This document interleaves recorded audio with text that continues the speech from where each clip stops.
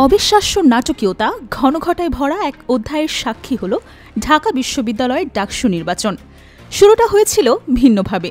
জুলাই গণ অভ্যুত্থানের নায়ক নাহিদ ইসলাম সাদিক কায়েমকে খলনায়ক বানানোর চেষ্টা চলছিল সর্বশক্তি দিয়ে, প্রকাশ্যে ঘোষণা দিয়ে, রাগঢাক না রেখেই হিংসা, ক্ষোভ আর ঘৃণার ঝাপটা উগরে দিয়েছিলেন তার প্রতিপক্ষরা।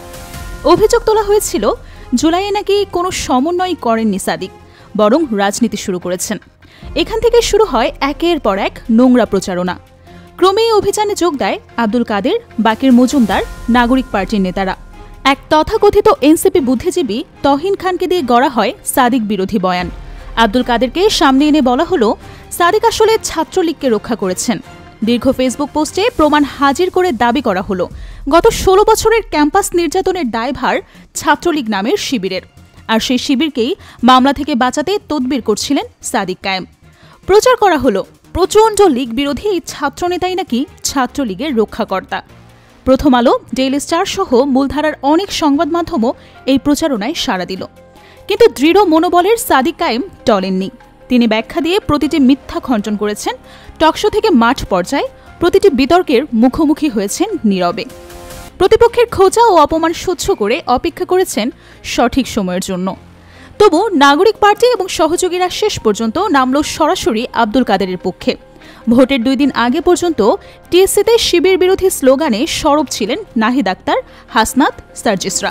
কিন্তু ক্যাম্পাসের শিক্ষার্থীরা যে আর নাহিদ ইসলামকে জুলাইয়ের ইমাম মনে করে না, তার প্রমাণ মিলল ভোটের ফলাফলে। ঢাকা বিশ্ববিদ্যালয়ের ইতিহাসে সর্বোচ্চ রেকর্ড সংখ্যক ভোটে ভিপি নির্বাচিত হলেন সাদিক কায়েম। পেয়েছেন 14,000-এরও বেশি ভোট। বিপরীতে নাহিদের প্রার্থী আব্দুল কাদের 1000 ভোটও ছুঁতে পারলেন না।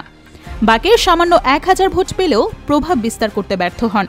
শিক্ষার্থীরা বুঝিয়ে দিল শাহবাগী বামদের ভরসায় দাঁড়িয়ে শিবিরকে প্রতিদিন গালি দেওয়া, সাদিকের অপমান করার ফল কতটা ভয়াবহ হতে পারে। বুমেরাং হয়ে ফিরল সব ষড়যন্ত্র। আসলে একসময় নিজেও ছাত্রলীগের সঙ্গে যুক্ত ছিলেন বাকের, অথচ সাদিককে ছাত্রলীগ আখ্যা দিতে উঠে পড়ে লেগেছিলেন। এই বৈপরীত্যই ক্যাম্পাসে আরও স্পষ্ট হয়ে ওঠে।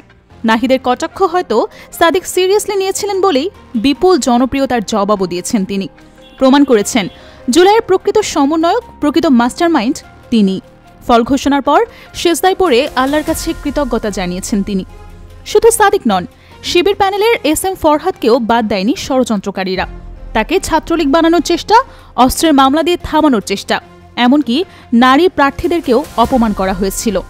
সাবেক ছাত্রীনেত্রী উন্নাহার তামান্না কিংবা ফাতিমা তাসলিমও অপদস্থ হয়েছেন। কিন্তু সবকিছুর জবাব শিক্ষার্থীরা দিয়েছে ব্যালেটে। এই ক্যাম্পাস সবার, এখানে হিজাবি ও নন হিজাবি সমান সম্মান পায়।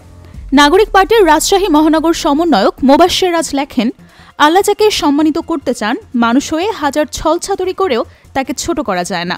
জুলাইয়ের অবদানকে বঞ্চিত করে সাদিকের প্রাপ্য সম্মান অস্বীকার করা হয়েছিল। সেই ষড়যন্ত্রই আজ বুমেরাং হয়ে ফিরেছে। তবু প্রশ্ন থেকেই যায়, এত ব্যর্থতার পরেও কি নাহিদ, মাহফুজ, আসিফ, কাদের বা বাকিরা থামবে, নাকি আবারও ঘৃণা, হিংসা আর ষড়যন্ত্রের নতুন জাল বিছাবে? আপনার কি মনে হয়? মন্তব্যের ঘরে জানিয়ে রাখবেন। আর আমাদের চ্যানেলে নতুন হলে অবশ্যই সাবস্ক্রাইব করতে ভুলবেন না। পাশে থাকা বেল আইকনটি বাজিয়ে রাখবেন। ধন্যবাদ সঙ্গে থাকার জন্য।